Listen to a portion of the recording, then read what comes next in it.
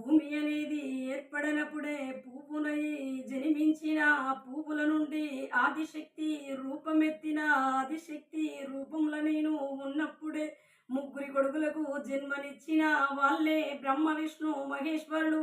తరువాత భూమాత రూపమెత్తిన కన్న కొడుకులను చిన్ననాటి నుండి పెంచి పెద్దగా చేసి విద్య బుద్ధులు నేర్పించి కళ్యాణాలు చేయించి గుడులు గోపురాలు కట్టించి భూలోకాన్ని సృష్టించి ఈ లోకాన్ని పాలన చెయ్యమని ముగ్గురి కొడుకులకు సమాన భాగాలుగా రాజ్యపాలన చేసిన తల్లిని భూమాతను.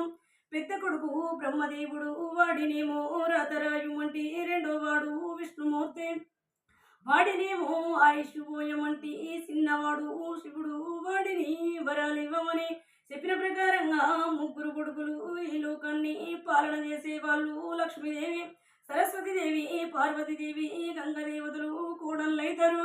దేవలోకమంతా పాలన చేస్తుంటే అమ్మను భూతల్లిని భూగర్భంలో ఉండి భూమి బరువును మోసే భూదేవి, భూలక్ష్మి దేవత, ధరణి మాత, నేల తల్లి, ఆదిశక్తి, ఆదిపరాశక్తి అంటారు నన్ను. దేవలోకం అంటే కొడుకులు బిడ్డలైతారు, భూలోక నరులంటే కొడుకులు బిడ్డలైతారు. అందరినీ చల్లగా కాపాడే భూమాత భూదేవి, భూలక్ష్మి దేవత అంటారు నన్ను. బ్రహ్మ విష్ణు మహేశ్వరులు కొడుకులు లక్ష్మీదేవి, సరస్వతీదేవి, పార్వతీదేవి, గంగదేవతలు కోడళ్ళు.